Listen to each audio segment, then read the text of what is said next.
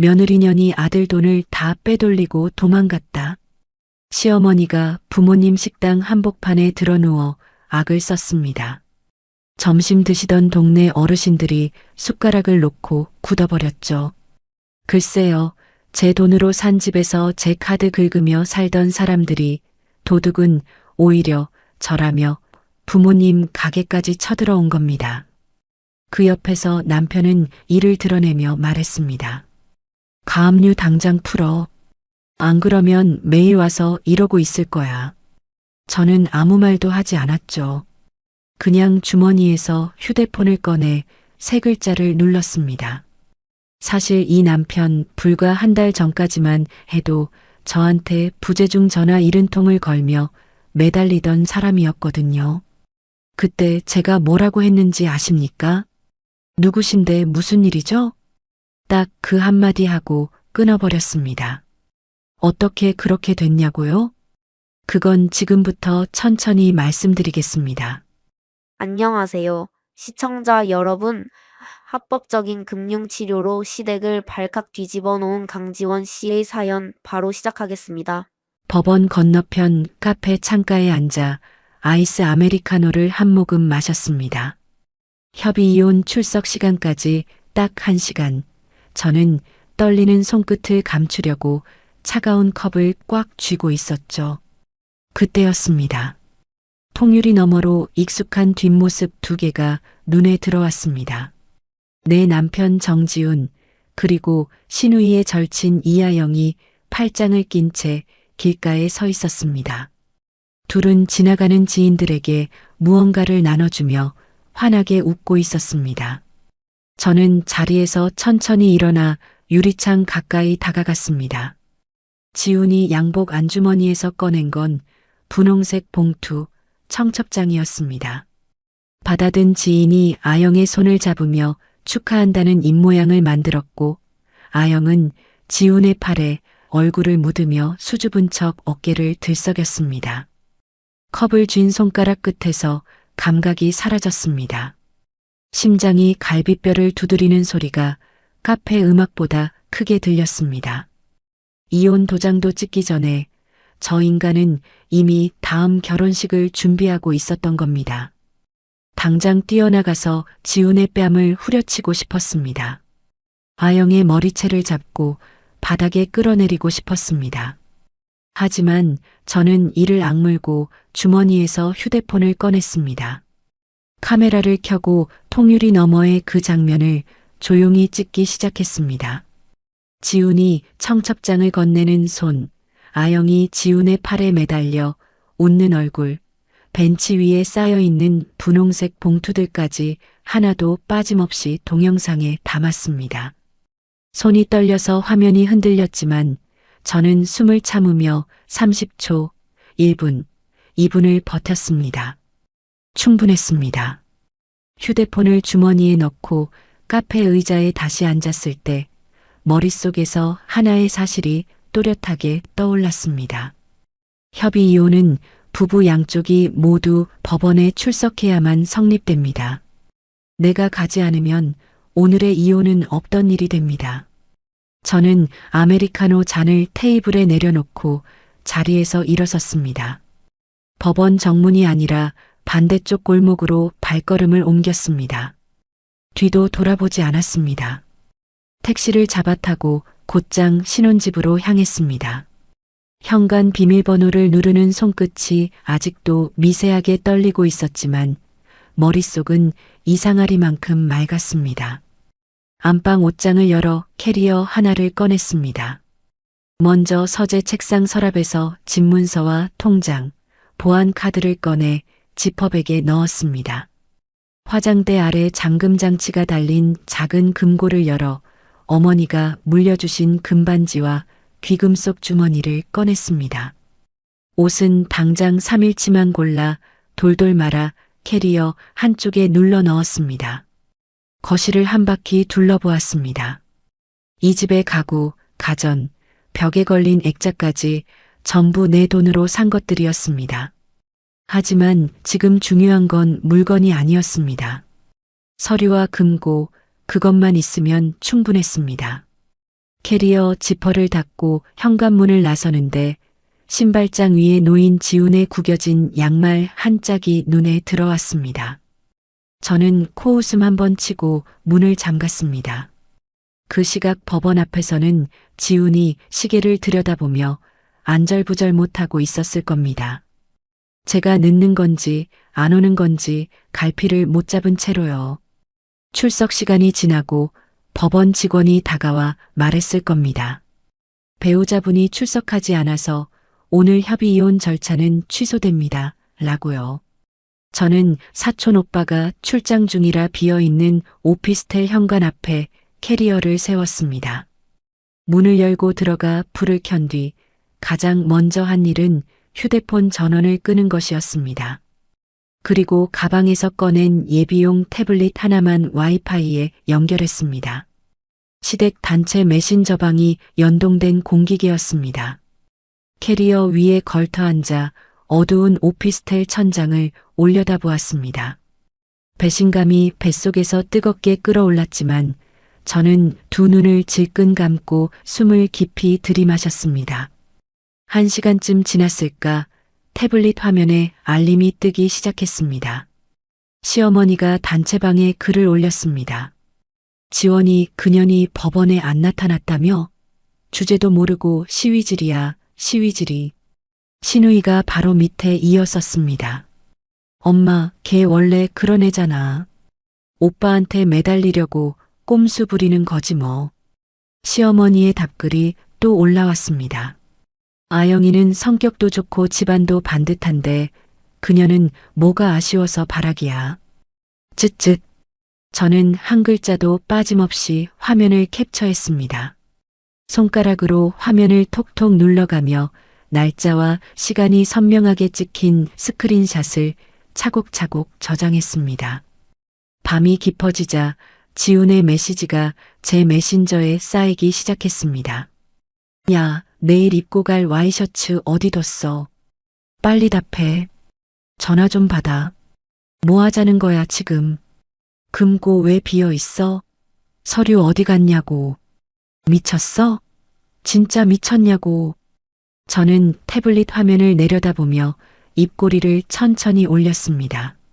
아직 시작도 안 했는데 벌써부터 이렇게 허둥대는 꼴이라니요. 알림음을 무음으로 바꾸고 태블릿을 탁자 위에 엎어놓았습니다. 내일 아침 지훈이 맞이할 현실은 와이셔츠 한 장 없는 것보다 훨씬 더 참담할 겁니다. 저는 캐리어에서 이불을 꺼내 소파에 펼치며 조용히 눈을 감았습니다. 다음 날 아침 저는 오피스텔 소파에서 눈을 떴습니다. 낯선 천장이 먼저 보였고 어젯밤 일이 꿈이 아니었다는 걸 다시 한번 확인했습니다. 태블릿을 집어들어 메신저를 열었습니다. 새벽 2시까지 이어진 지훈의 문자가 20통 넘게 쌓여 있었습니다. 야, 진짜 마지막으로 말한다. 전화 안 받으면 나 친정으로 간다. 다림이 어딨냐고. 내일 중요한 미팅인데. 하여간 꼴도 보기 싫어. 빨리 이혼이나 해. 저는 문자 하나하나를 스크린샷으로 저장한 뒤 태블릿을 탁자에 내려놓았습니다. 세수를 하고 커피 한 잔을 내리면서 오늘 해야 할 일들을 머릿속에 하나씩 정리했습니다. 지훈은 지금쯤 구겨진 셔츠를 대충 걸치고 현관문을 나서고 있을 겁니다. 결혼 3년 동안 아침밥도 다림질도 출근 준비도 전부 제가 해줬으니까요. 저 없는 아침이 얼마나 엉망인지 아마 지금쯤 짜증이 머리끝까지 차올랐겠죠. 하지만 진짜 문제는 아침밥이 아닙니다. 저는 휴대폰 전원을 잠깐 켜고 카드사 앱에 접속했습니다.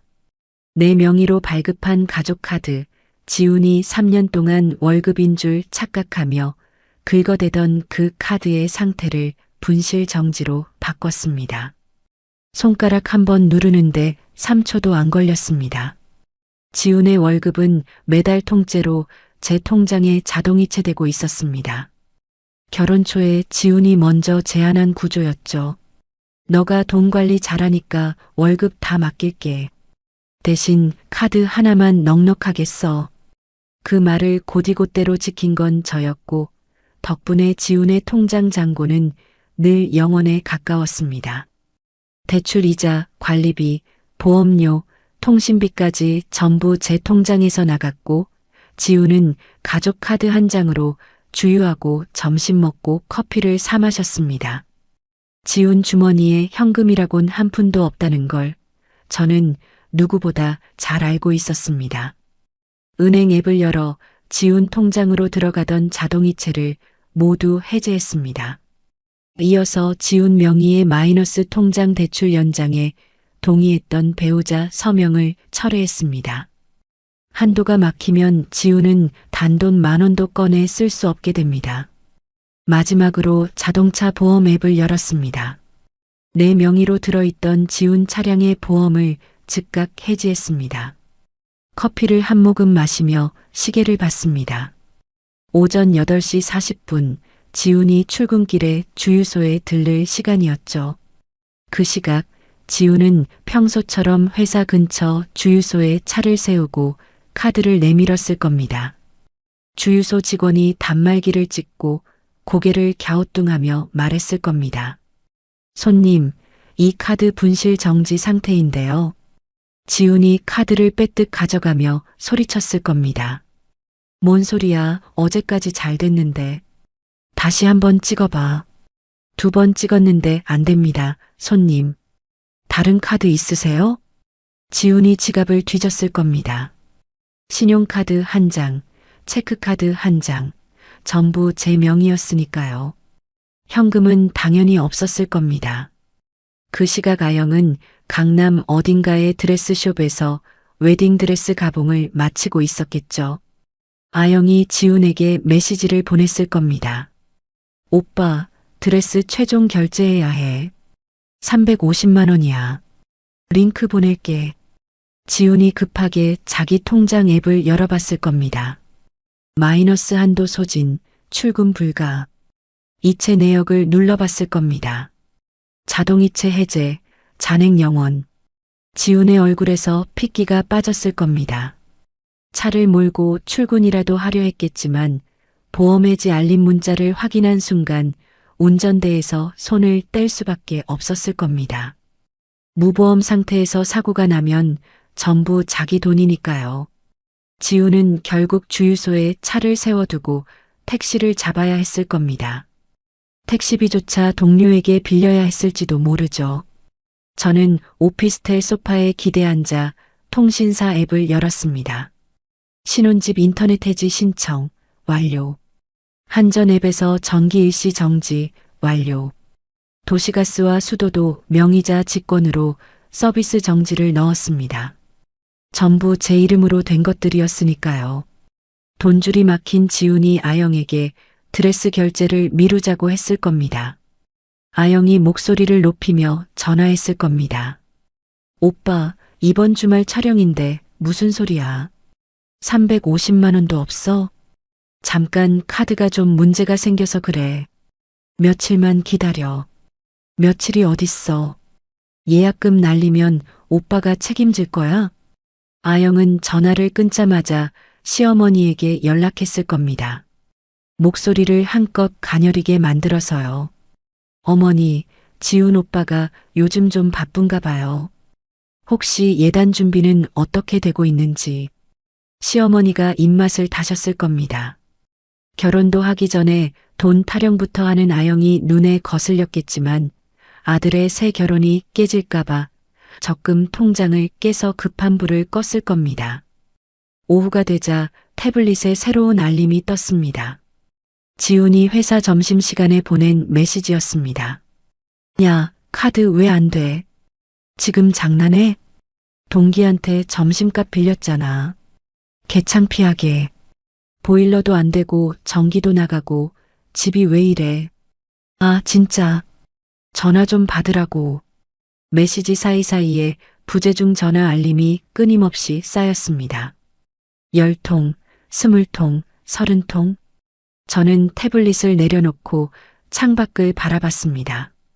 3년 동안 지훈이 누린 모든 것, 매일 아침 차려진 밥상, 다려진 셔츠, 넉넉한 카드 한도, 따뜻한 보일러, 환한 조명. 그 전부가 제 월급과 제 이름 위에 세워진 것이었습니다. 지우는 그걸 자기 능력인 줄 알았겠죠. 모래성은 파도 한 번이면 무너집니다. 저는 오늘 아침 그 파도의 첫 물결을 보낸 겁니다. 부재중 전화가 40통을 넘어가는 걸 확인하고 저는 태블릿 화면을 꺼버렸습니다. 아직 전화를 받을 때가 아니었습니다. 부재중 전화 70통. 오피스텔 탁자 위에 엎어둔 태블릿 화면이 쉴 새 없이 깜빡였습니다. 저는 일부러 느긋하게 커피를 한 잔 더 내렸습니다. 머그잔을 두 손으로 감싸 쥐고 천천히 한 모금 마신 뒤 태블릿을 들어 알림 목록을 후쳤습니다. 지훈의 마지막 메시지는 5분 전이었습니다. 제발 전화 좀 받아. 나 지금 미칠 것 같아. 제발이라는 단어가 눈에 걸렸습니다. 어젯밤까지 욕설을 퍼붓던 사람 입에서 제발이 나오기까지 꼬박 하루가 걸린 셈이죠. 저는 휴대폰 전원을 켰습니다. 부팅 화면이 뜨자마자 지훈의 전화가 또 걸려왔습니다. 3초 정도 화면을 내려다본 뒤 통화 버튼을 눌렀습니다. 지원아. 지훈의 목소리가 수화기 너머로 터져나왔습니다. 숨을 헐떡이는 소리가 섞여 있었고 그 안에 분노와 초조함이 뒤엉켜 있었습니다. 야, 너 지금 어디야? 카드는 왜 막아놓고 집은 왜 이 모양이야? 전기도 안 들어오고 물도 안 나와. 저는 머그잔을 탁자에 내려놓으며 입을 열었습니다. 아주 천천히 사무적인 목소리로요. 누구신데 무슨 일이죠? 수화기 너머가 2초쯤 조용해졌습니다. 지훈이 숨을 삼키는 소리가 들렸습니다. 뭐? 야, 지금 나한테. 저는 지훈이 말을 끝내기 전에 통화 종료 버튼을 눌렀습니다. 그리고 휴대폰 전원을 다시 껐습니다.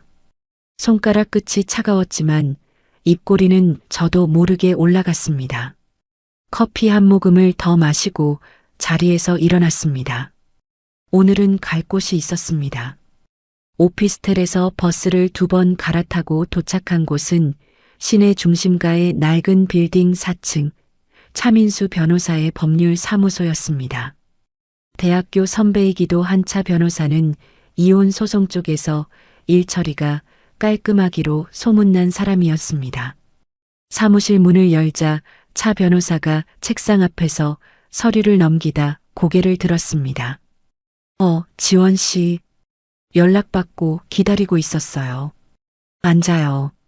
저는 의자에 앉으며 가방에서 서류 봉투를 꺼냈습니다. 변호사님, 이거 먼저 보세요. 차 변호사가 봉투를 열어 내용물을 하나씩 꺼냈습니다. 카페 통유리 너머로 찍은 동영상을 캡처한 사진들, 지훈과 아영이 청첩장을 돌리는 장면이 선명하게 찍혀 있었습니다. 시댁 단체방 캡처 화면, 시어머니와 시누이가 저를 모욕한 문자 기록, 지훈이 보낸 욕설 메시지까지 시간순으로 정리해 놓았습니다.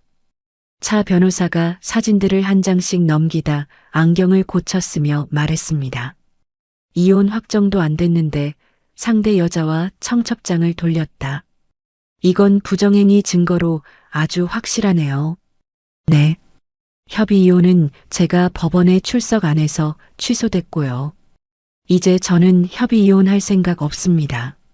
차 변호사가 볼펜을 집어들며 고개를 끄덕였습니다. 재판 이혼으로 가겠다는 거죠? 네. 남편하고 그 여자 둘 다 상대로 소송 걸고 싶어요. 위자료도 받아내고 싶고요. 차 변호사가 메모지에 빠르게 뭔가를 적으며 물었습니다. 재산 상황은 어때요? 집이나 차, 통장 같은 거요. 신혼집은 제 명의예요. 대출도 제 이름으로 되어 있고 이자도 제가 냈어요. 남편 월급은 제 통장으로 자동이체해서 생활비랑 대출금 갚는데 전부 썼고요. 남편 수중에 돈은 없어요. 차 변호사가 볼펜을 탁자에 내려놓으며 저를 똑바로 봤습니다. 지원 씨, 이 정도 증거면 유책 배우자 입증은 어렵지 않아요. 재산 분할도 유리하고요. 저는 가방에서 한 장 더 꺼냈습니다. 지훈의 재직 증명서 사본이었습니다. 변호사님, 하나 더 부탁드릴 게 있어요. 남편 월급을 가압류하고 싶어요. 차 변호사가 재직 증명서를 받아들며 눈을 가늘게 떴습니다. 급여 가압류까지 확실하게 가시려는 거네요. 남편한테 돈이 없으면 위자료를 못 받잖아요. 월급이라도 묶어놔야죠. 차 변호사가 고개를 끄덕이며 서류 파일을 꺼냈습니다. 알겠어요.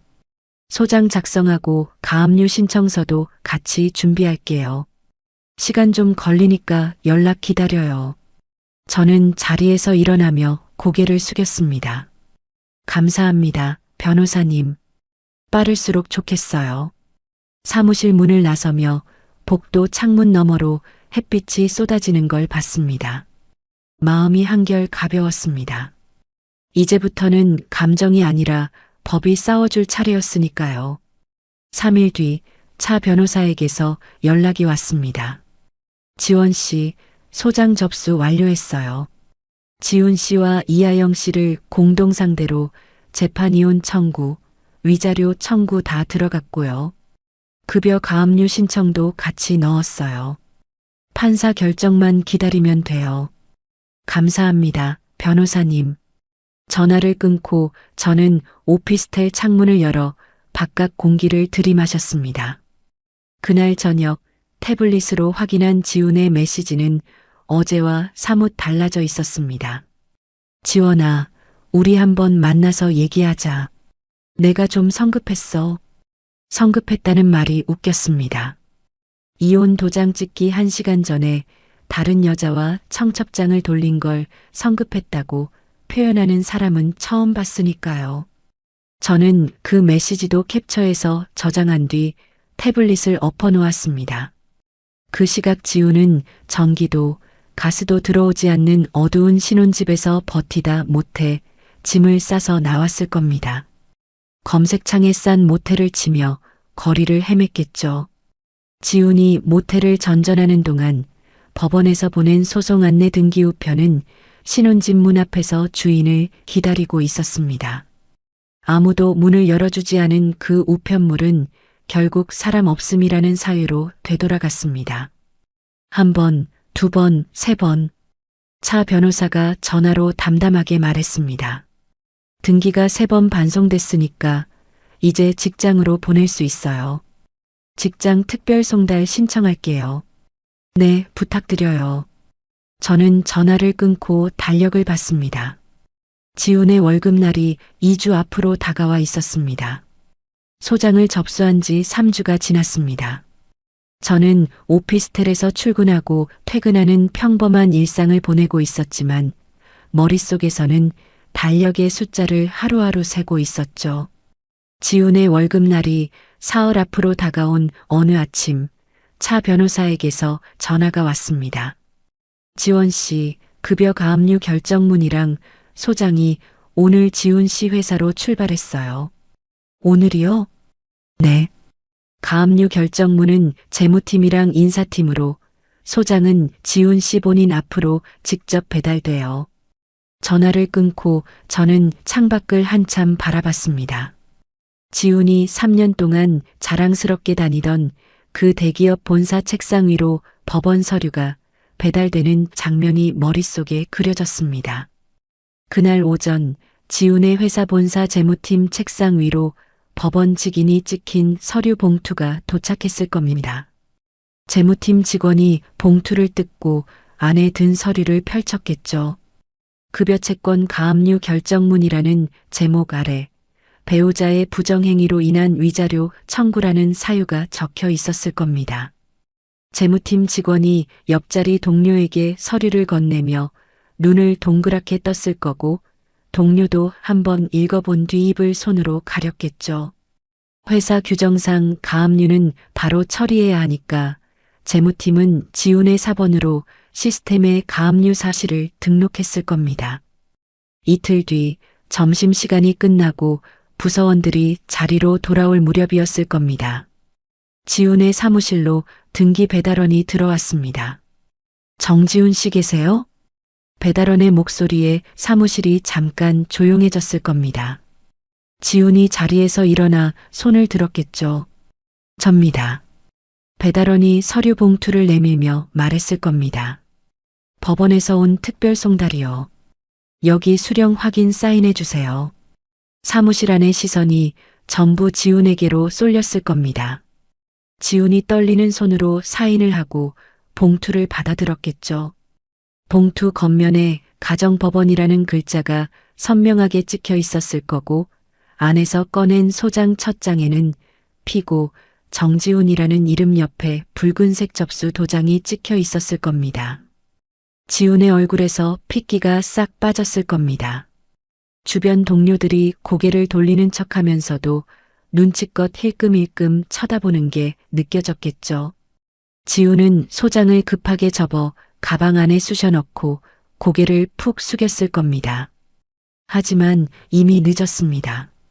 사무실에서 법원 서류를 직접 받는 장면을 본 동료가 한 명이라도 있으면 그 소문은 막을 수 없으니까요. 차 변호사가 말한 대로였습니다. 직장 송달은 내용 자체보다 그 장면이 치명적이에요. 동료들 앞에서 법원 서류를 받는 모습, 그게 사내에서 어떤 의미인지는 지훈 씨가 제일 잘 알 거예요. 소문은 저녁도 되기 전에 퍼졌을 겁니다. 사내 동기들 단체 메신저방에 누군가 한 줄을 올렸겠죠. 영업위 팀 정지훈, 오늘 법원에서 서류 왔대. 이혼 소송이래. 그 밑에 누군가 댓글을 달았을 거고요. 재무팀에서 급여 가압류 처리했다던데. 불륜이 사유라며. 메시지 하나가 부서를 타고 층을 타고 건물 전체로 번졌을 겁니다. 복도에서 마주치는 사람마다 지훈을 보며 수군거렸겠죠. 지훈은 화장실에 숨어서 주먹으로 타일을 쳤을지도 모릅니다. 며칠 뒤 지훈의 부서장이 지훈을 조용히 회의실로 불렀을 겁니다. 정대리 앉아. 지훈이 의자에 앉으며 고개를 숙였겠죠. 부서장님, 저 개인적인 일이라서. 부서장이 손을 들어 지훈의 말을 끊었을 겁니다. 정대리, 나도 이런 얘기하고 싶지 않아. 근데 가압류의 소송까지 터지면 인사팀에서 가만히 안 있어. 이번 분기 승진 심사, 정대리 이름은 빼야 할 것 같다. 부서장님, 그건 내가 결정한 게 아니야. 위에서 내려온 거야. 이해해. 부서장이 자리에서 일어나며 등을 돌렸고 지훈은 빈 회의실에 혼자 남아 두 손으로 얼굴을 감싸쥐었을 겁니다. 그리고 월급날이 왔습니다. 가압류 결정에 따라 지훈의 월급 절반이 법원 공탁금으로 묶였습니다. 반토막난 월급 명세서를 본 지훈은 책상 앞에서 한참을 멍하니 앉아 있었을 겁니다. 예식장 잔금 날짜는 코앞이었고 드레스 값도 아직 남아 있었습니다. 반으로 쪼개진 월급으로는 자기 모텔비도 빠듯했을 겁니다. 아영이 전화를 걸었을 겁니다. 오빠 예식장에서 잔금 내라고 연락 왔어. 이번 주까지래. 지훈이 이 말을 짚으며 대답했겠죠.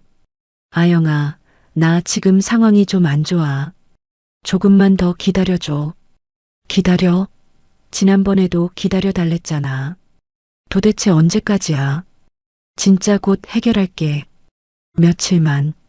며칠이면 예식장 위약금 나와. 오빠가 낼 거야? 아영의 목소리가 날카롭게 올라갔을 겁니다. 지훈이 아무 말도 못하고 입술만 깨물었겠죠. 그날 밤 모텔 침대에 누운 지훈과 자기 원룸에 있는 아영은 전화기를 사이에 두고 서로 소리를 질렀을 겁니다. 나한테 왜 화를 내? 돈 없는 건 오빠 사정이잖아. 내가 돈이 없고 싶어서 없냐? 지원이 그년이 다 막아놨다고. 그걸 왜 나한테 풀어? 오빠가 해결 못하면 나도 생각이 있어. 서로를 향해 언성을 높이다 아영이 먼저 전화를 끊었을 겁니다. 다음 날도 그 다음 날도 둘 사이에 같은 싸움이 반복됐겠죠. 그리고 어느 날 아침 아영이 마지막 결정을 내렸습니다. 지훈의 전화번호를 차단하고 예식장에 취소 전화를 걸었습니다. 여보세요. 다음 주 예약건 취소할게요. 네, 위약금은 신랑 쪽으로 청구해 주세요. 전화를 끊은 아영은 지훈에게 마지막 문자 한 통을 남겼을 겁니다. 오빠, 나 더는 못 기다려. 잘 살아. 그 문자를 읽고 지훈이 미친 듯이 전화를 걸었겠지만 기계음만 돌아왔을 겁니다. 고객이 전화를 받을 수 없습니다. 다음 날 아침 예식장 사무실에서 홀로 잠금 독촉서를 받아든 지훈은 텅 빈 의자들 사이에 주저앉아 얼굴을 두 손으로 감싸 쥐었을 겁니다. 어깨가 들썩이고 목구멍에서 짐승 같은 울음소리가 터져 나왔겠죠. 아무도 없는 예식장 상담실에서 지훈의 오열이 벽을 타고 울렸을 겁니다. 차 변호사가 보내온 경과 보고 메시지를 읽으며 저는 오피스텔 소파에 등을 기댔습니다. 헛웃음이 나왔습니다.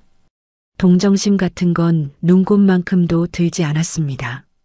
저는 탁자 위에 놓인 다음 소송 서류 봉투를 집어 가방에 넣었습니다. 아영에게 버림받은 지훈의 오열이 있은 지 사흘 뒤였습니다. 퇴근 후 오피스텔에서 늦은 저녁을 먹고 있는데 어머니에게서 전화가 왔습니다. 지원아. 어머니의 목소리가 떨리고 있었습니다. 엄마, 왜 그래요? 무슨 일이에요? 지금 식당에 내 시어머니하고 지훈이가 와서 난리를 치고 있어. 숟가락을 내려놓았습니다. 손바닥에 땀이 차올랐지만 저는 숨을 한번 깊이 들이쉬고 물었습니다. 엄마, 지금 손님 많아요? 점심때부터 온 어르신들이 아직 계시는데 이 사람들이 홀 한가운데서 고함을 지르고 있어. 아버지가 말리고 계신데 안 들어. 엄마, 절대 같이 싸우지 마세요.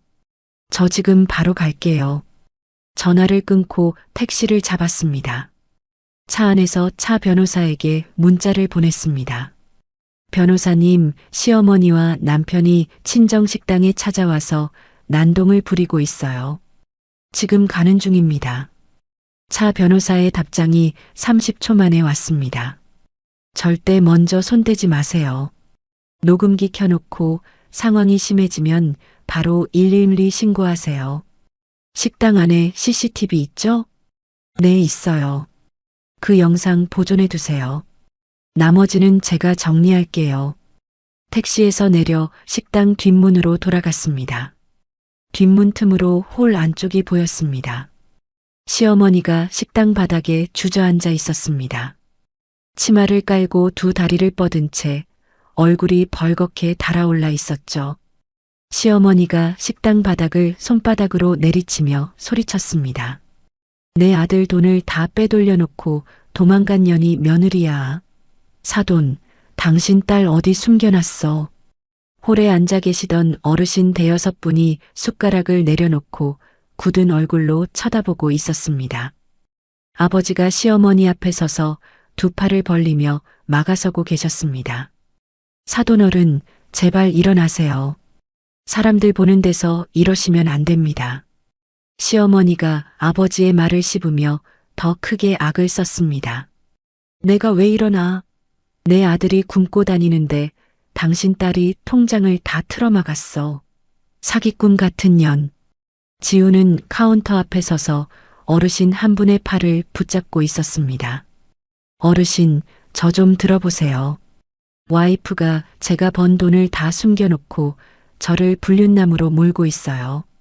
제가 얼마나 억울한지 아십니까? 지훈이 눈시울을 붉히며 목소리를 짜냈습니다. 눈물까지 글썽이는 연기를 하고 있었죠. 제가 번 돈으로 집도 사고 차도 샀는데 이제 와서 다 자기 거라고 우기면서 저를 쫓아낸 거예요. 제 손이 떨렸습니다.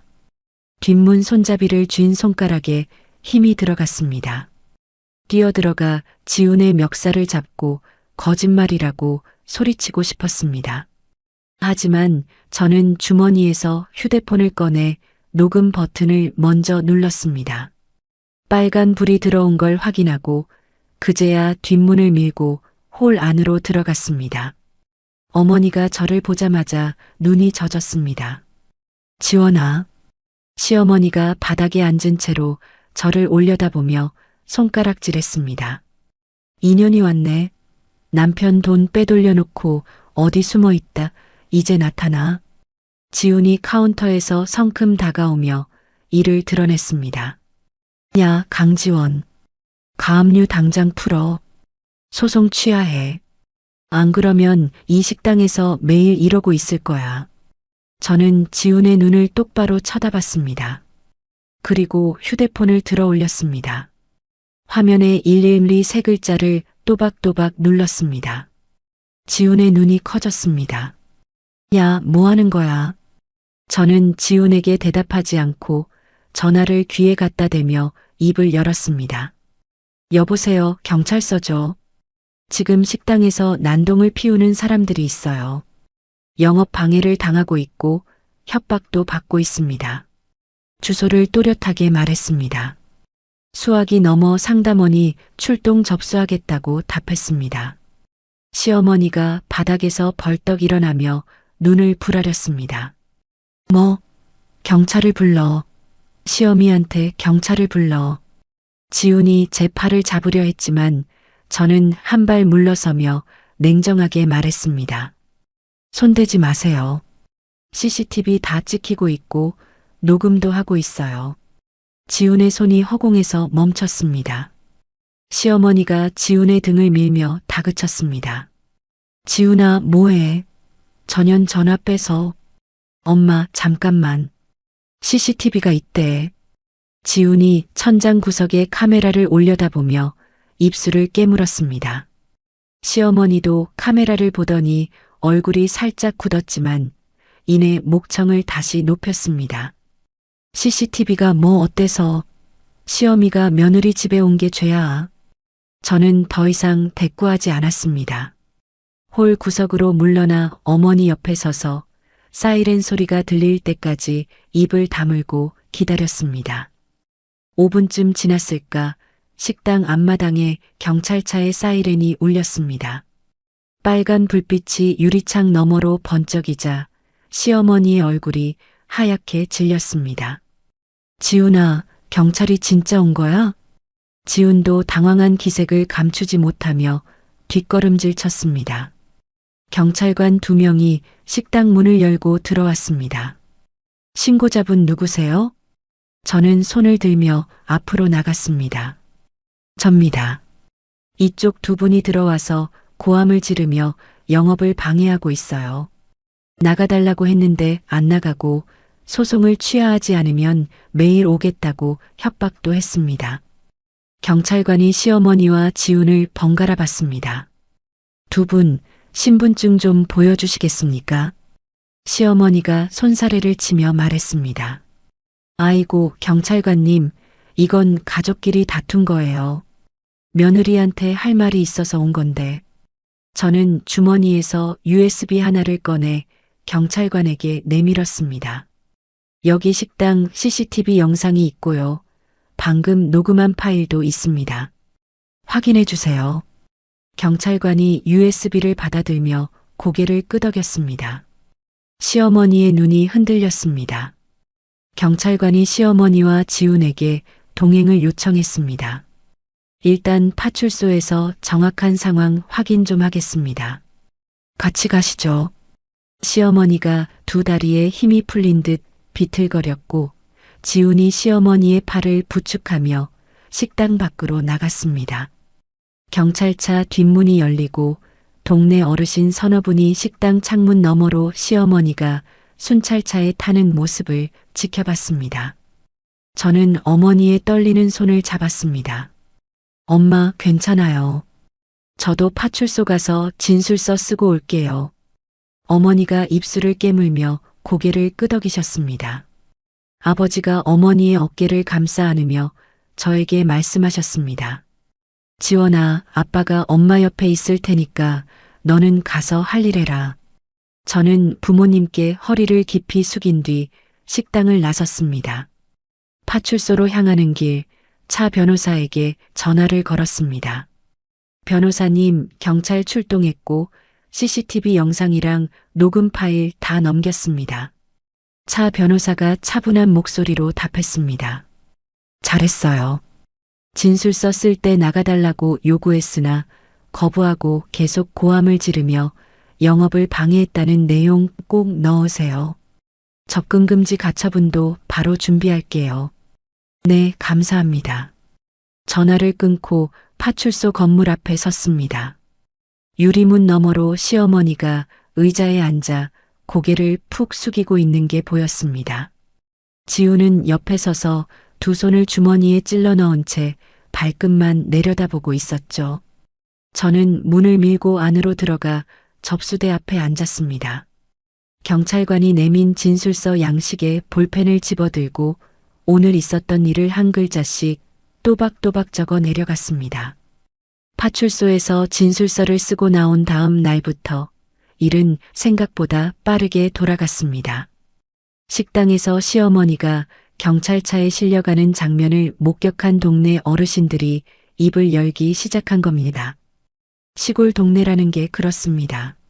아침에 정미소 앞에서 한마디 나온 이야기가 점심때 면사무소를 거쳐 저녁이면 마을 끝집까지 도달하죠. 강 사장네 식당에 사돈이 찾아와서 바닥에 드러누워 행패 부리다가 순찰차에 탔대.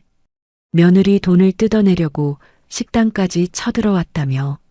세상에 저러고도 시험이라고. 어머니가 전화로 전해주신 말이었습니다. 지원아, 어제 있던 어르신들이 오늘 점심에 또 오셔서 아버지한테 그러시더라. 네가 고생 많았다고 힘내라고. 엄마, 혹시 장사에 영향 있어요? 영향이 있긴 한데 오히려 손님이 더 늘었어. 평소에 안 오시던 분들도 일부러 밥 먹으러 오셔서 힘내라고 한마디씩 해주시더라. 저는 전화를 잡은 채 눈시울이 뜨거워졌지만 코를 한번 훌쩍이고 목소리를 가다듬었습니다. 엄마 고마워요. 앞으로는 식당에 아무도 못 와요. 접근금지 신청했으니까. 시어머니의 소문은 마을을 넘어 지훈의 고향 쪽 친척들에게까지 퍼졌습니다. 체면을 목숨처럼 여기던 시어머니에게 그건 사형 선고나 다름없었겠죠. 명절마다 큰 집에서 제사를 주관하며 위세를 부리던 시어머니가 며느리네 식당에서 경찰에 끌려갔다는 소문이 친척들 사이에 돌기 시작하자 시어머니에게 안부 전화를 거는 사람이 하나둘 사라졌습니다. 차 변호사에게서 연락이 왔습니다. 지원 씨, 접근금지 가처분 인용됐어요. 지훈 씨와 시어머니 둘 다 지원 씨 가족 반경 100m 이내 접근이 금지됩니다. 감사합니다, 변호사님. 그리고 하나 더 알려드릴 게 있어요. 좀 흥미로운 소식인데요. 차 변호사가 잠깐 말을 끊었다가 이어갔습니다. 이하영 씨 관련해서 다른 피해자 가족 쪽에서 연락이 왔어요. 다른 피해자요? 네. 몇 년 전에 아영 씨한테 수천만 원을 사기당한 가족이 있대요. 이번에 소문 듣고 저한테 직접 연락을 해왔어요. 저는 수화기를 꽉 쥐었습니다. 아영이가 사기꾼이라는 얘기예요? 그 가족 말로는 이하영 씨가 유부남한테 접근해서 돈을 뜯어낸 전력이 한두 번이 아니래요. 이번이 처음이 아닌 거죠. 전화를 끊고 한참을 멍하니 앉아 있었습니다. 지훈이 저를 버리고 선택한 여자가 처음부터 돈만 보고 접근한 전문 사기꾼이었다니요. 기가 막히다 못해 웃음이 나왔습니다. 그 피해자 가족은 소문을 추적해 시어머니의 집까지 찾아갔습니다. 어머니가 며칠 뒤 전화로 동네 소식을 전해주셨습니다. 지원아, 너 시어머니네 집 앞에서 큰일 났대. 무슨 일이요? 웬 여자분이 찾아와서 동네 사람들 앞에서 소리를 지르고 난리가 났다더라. 아영이라는 애가 자기 남편한테도 똑같이 접근해서 돈을 빼돌렸다고. 시어머니는요? 그 자리에서 쓰러졌대. 119 불러서 실려갔다고 하더라. 수화기 너머로 어머니의 한숨이 들렸습니다. 엄마, 괜히 걱정하지 마세요. 다 저 사람들이 자초한 일이에요. 알아. 엄마는 내 걱정이지. 전화를 끊고 태블릿을 열었습니다. 시댁 단체 메신저방에 신우이가 올린 글이 보였습니다. 오빠, 엄마 지금 병원이야. 혈압이 올라서 쓰러지셨어. 아영이 그 여자가 뭔데 우리 집을 이 꼴로 만든 거야. 지훈의 답글은 한참 뒤에 올라왔습니다. 나도 몰랐어. 아영이가 그런 애인 줄 진짜 몰랐다고. 신우이가 바로 받아쳤습니다. 몰랐다고? 내 친구였잖아. 오빠가 내 친구한테 손을 대놓고 몰랐다는 게 말이 돼? 엄마가 이렇게 된 게 다 오빠 때문이야. 지우는 더 이상 답글을 달지 않았습니다. 저는 그 대화 내용도 빠짐없이 캡처해서 증거 폴더에 저장했습니다. 며칠 뒤 차 변호사가 추가 소식을 전해왔습니다. 지훈 씨 회사에서 징계위원회 열렸대요. 무단 결근이 계속되니까 인사팀에서 더 이상 못 참은 거죠. 결과가 어떻게 됐어요? 사실상 권고사직이에요. 스스로 나가라는 거죠. 안 나가면 징계해고로 간다고 통보했다더라고요. 저는 창밖을 바라보며 숨을 한번 내쉬었습니다. 대기업 대리라는 직함이 지훈이 가진 마지막 자존심이었을 텐데 그마저 빼앗긴 겁니다. 돈줄도 끊기고 여자도 도망가고 직장에서도 쫓겨나고 어머니는 병원에 누워있고 지훈이 모텔방에 틀어박혀서 며칠째 밖에 나오지 않고 있다는 소식도 들렸습니다. 이상하게도 가슴이 시원하지는 않았습니다. 그렇다고 불쌍하지도 않았습니다. 그냥 아무 감정이 없었습니다. 마치 뉴스에서 남의 일을 보는 것처럼 저는 담담하게 태블릿을 닫았습니다. 부모님 식당은 오히려 호황을 맞았습니다. 시어머니가 행패를 부리다 경찰에 연행된 이야기가 알려지면서 동네 분들이 밥을 먹으러 오시는 것 자체가 부모님에 대한 응원이 된 거죠. 어머니가 전화로 웃으며 말씀하셨습니다. 지원아, 오늘도 점심에 자리가 없어서 밖에 의자를 더 놨다. 김할머니가 그러시더라. 강 사장네 딸이 독한 시집에서 고생이 많았다고 밥 한 끼라도 사 먹어주는 게 인심이라고. 엄마 몸 조심하시고 무리하지 마세요. 걱정 마. 아버지가 오히려 신이 나셔서 새벽부터 육수 끓이고 계셔. 전화를 끊으며 입꼬리가 올라갔습니다. 부모님의 체면을 짓밟으려던 그들의 작전이 오히려 부모님 식당을 동네에서 가장 붐비는 곳으로 만들어버린 셈이었죠. 저는 소파에 등을 기대며 달력을 봤습니다. 재판 날짜가 빨간 펜으로 표시되어 있었습니다. 이제 법정에서 마지막 마침표를 찍을 차례였습니다. 그로부터 1년이라는 시간이 흘렀습니다. 길고 지루한 법정 공방이었지만 저는 단 한 번도 흔들리지 않았습니다. 차 변호사가 짜놓은 판 위에서 증거를 하나씩 꺼내놓기만 하면 됐으니까요. 최종 선고 기일 아침, 저는 오피스텔 거울 앞에서 블라우스 깃을 가지런히 정리했습니다. 1년 전 법원 건너편 카페에서 떨리는 손으로 커피잔을 쥐던 여자와 지금 거울 속에 서 있는 여자는 같은 사람이 아니었습니다. 법원 복도에서 차 변호사와 만났습니다. 차 변호사가 서류 가방을 가볍게 두드리며 말했습니다. 지원 씨, 오늘로 끝이에요.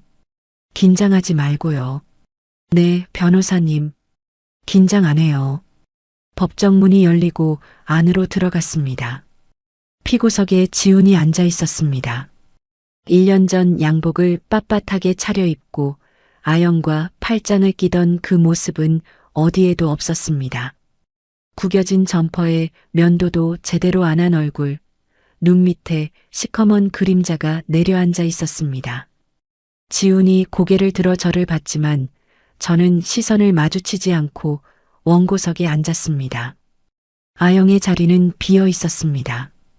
1년 동안 단 한 번도 법정에 나타나지 않았죠. 판사가 자리에 앉고 법정이 조용해졌습니다. 판사가 서류를 펼치며 입을 열었습니다. 본 재판부는 원고 강지원과 피고 정지훈 간의 이혼 및 재산분할, 위자료 청구 사건에 대해 다음과 같이 판결합니다. 법정 안의 공기가 무거워졌습니다. 저는 무릎 위에 올린 두 손을 가만히 내려다봤습니다. 피고 정지훈은 혼인 기간 중 제3자와 부정행위를 저지른 사실이 원고가 제출한 영상 증거, 문자 기록, 청첩장 사본 등에 의해 명백히 인정됩니다. 따라서 피고 정지훈을 유책 배우자로 확정합니다. 지훈이 고개를 푹 숙였습니다.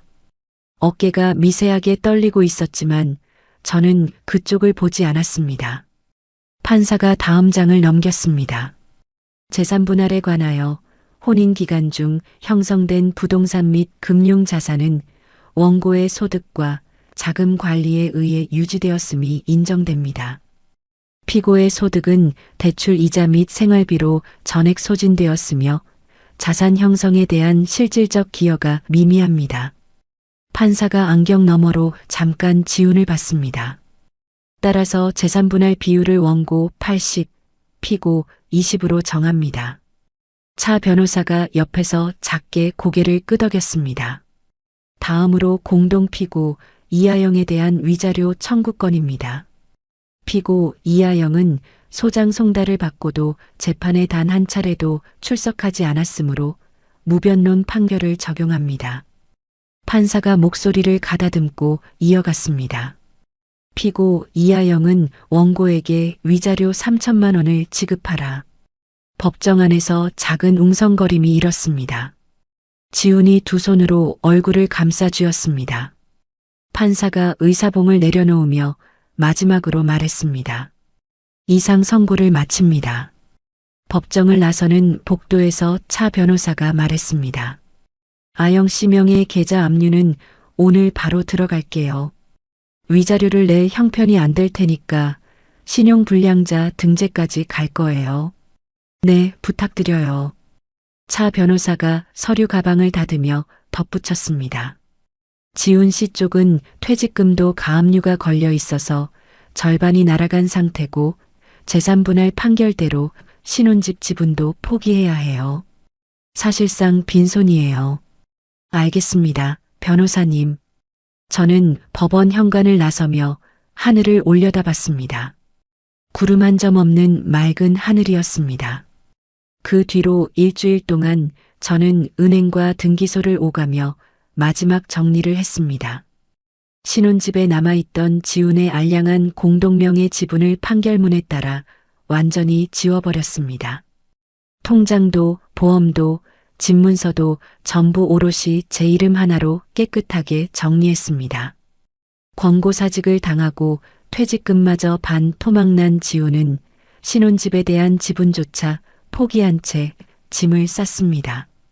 풍문으로 들은 바에 의하면 지훈은 보증금 500만 원짜리 반지하 원룸으로 들어갔다고 합니다.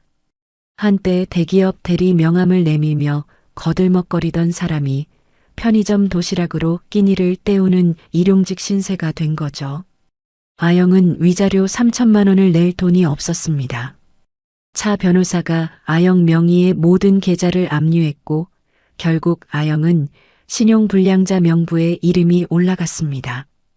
카드도 못 만들고 대출도 못 받는 사람이 된 겁니다. 시어머니는 더 비참했습니다. 경찰 연행에 벌금까지 선고받은 데다 친척들이 등을 돌리면서 명절에 전화 한 통 오지 않는 사람이 됐습니다. 벌금을 갚을 돈이 없어 동네 식당 주방에서 설거지와 재료 손질을 하며 하루하루를 버티고 있다는 소식이 들렸습니다. 모든 서류 정리를 마치고 등기소를 나서던 날 차 변호사에게 전화를 걸었습니다. 변호사님, 전부 끝났어요. 정말 감사했습니다. 고생했어요, 지원 씨. 성공 보수는 이번 주 안에 정리하면 되고요. 네. 식사 한번 대접하고 싶은데 시간 괜찮으세요? 좋죠. 맛있는 대로 예약해 놓으세요. 전화를 끊고 법원 건물을 뒤로 했습니다. 1년 전 이 건물 건너편 카페에서 지훈과 아영의 청첩장을 목격했던 그날이 떠올랐습니다. 그때 저는 떨리는 손으로 휴대폰 카메라를 켜고 있었죠. 지금 제 손은 떨리지 않았습니다. 법원 정문을 나서며 깊이 들이마신 바람이 시원했습니다. 모든 소송이 끝나고 몇 주가 지났습니다. 밀려있던 연차를 소진하고 오랜만에 회사로 출근하는 아침이었습니다. 사무실 문을 열자 팀원들이 자리에서 일어나며 박수를 쳤습니다. 옆자리 선배가 다가와 제 어깨를 톡톡 두드렸습니다. 지원 씨, 어서 와.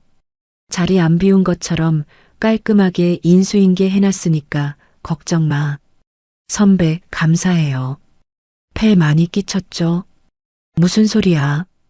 빨리 앉아서 커피나 한 잔 마셔.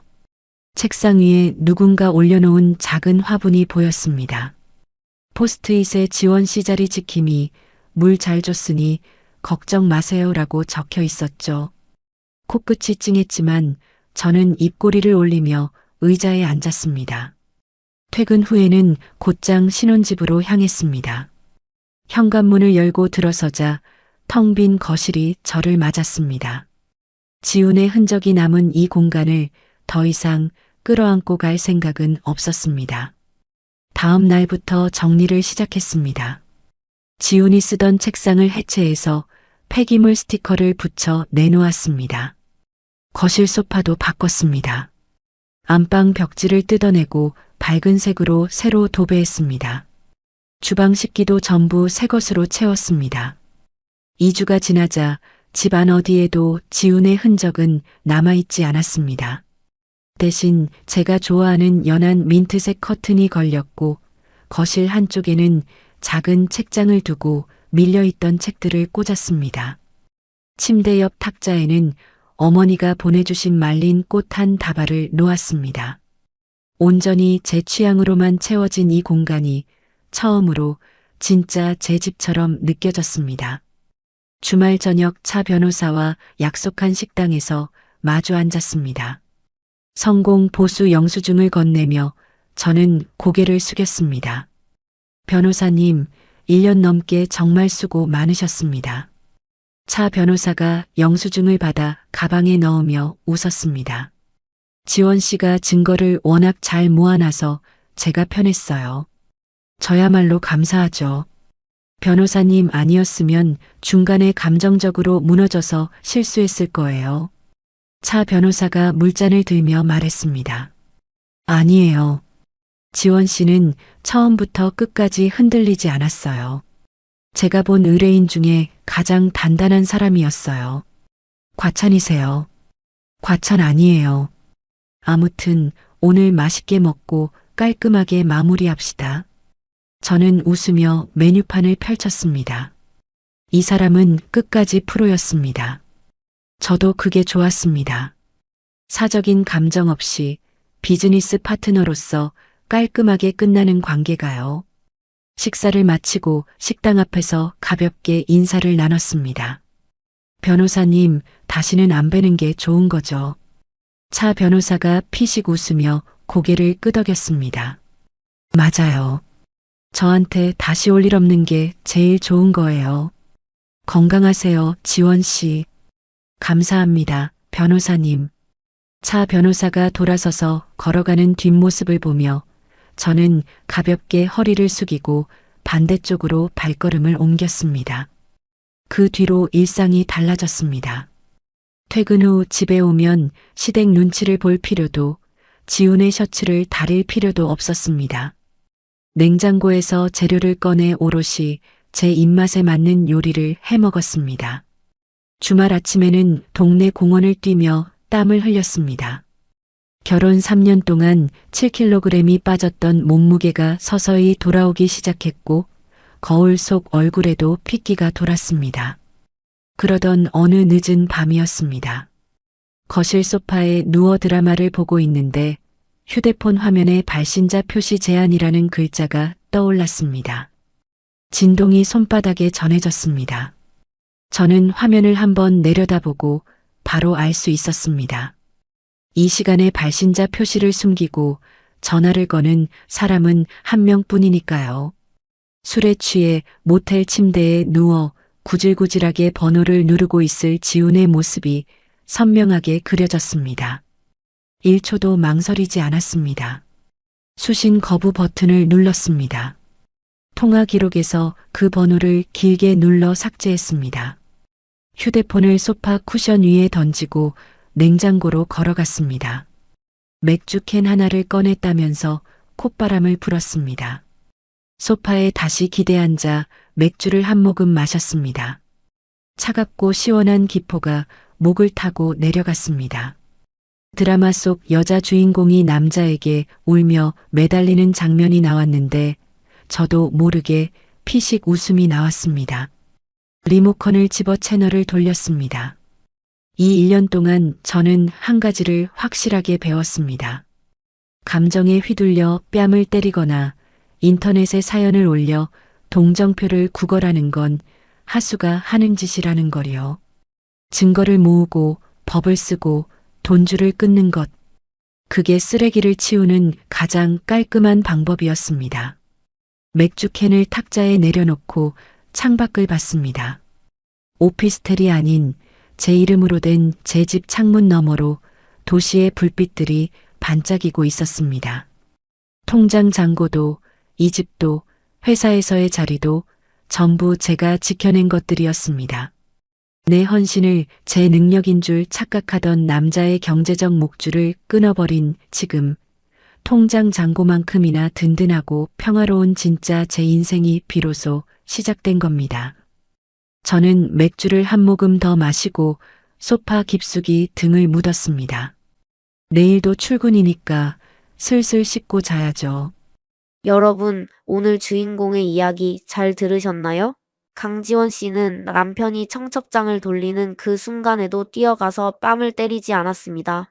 시어머니가 식당 바닥에 드러누워 악을 써도 같이 소리 지르지 않았죠.